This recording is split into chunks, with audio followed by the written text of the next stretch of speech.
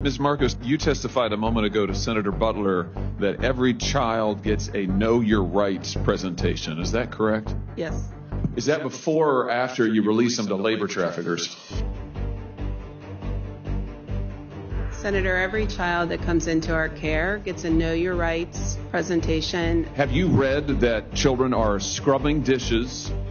They are operating heavy machinery. They are delivering meals. They are harvesting coffee. They are working construction. They are working as housekeepers. They are working overnight shifts at plants where they are not paid. They are not going to school. They are not cared for. They are not giving meals. Almost all of it illegally. Are you aware of that? That's a yes or no. Yes. Do the Know Your Rights presentation help them in those situations? Senator, ORR... That's a yes or no, I think. Do you really think that you're helping these children by releasing them to labor traffickers and, yes, sex traffickers? 85,000 children whom you have no contact with, and your answer is we gave them a presentation before we turned them over to these people who are exploiting them on a scale not seen in this country for 100 years, a century. Do you do home visits in all cases? You can actually see where these children are being released, whose care you're putting them in? We do not do home visits in all cases. Senator, I'd really like the opportunity to talk about what we Let's look at what the Secretary said to you. Mr. Becerra, the Secretary, told the ORR Director, that's you, right?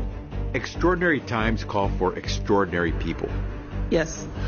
That if she could not increase the number of discharges, he would find someone who could. That if Henry Ford had run his plants like this, he would never have become famous and rich. This is not the way you do an assembly line. Get the kids out, run them through, get them out to those sponsors, those traffickers. Why didn't you resign when he said this? Do you think that this is morally acceptable?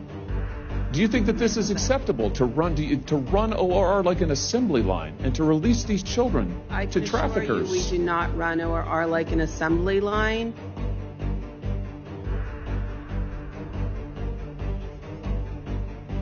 The safety and well-being of children is our top concern. Plainly, it is not your top concern because you have managed to lose 85,000 of them. And they're with labor traffickers. How many are you in regular contact with right now? I don't have the specific number. How can you not know? Why would you come to this hearing and not know?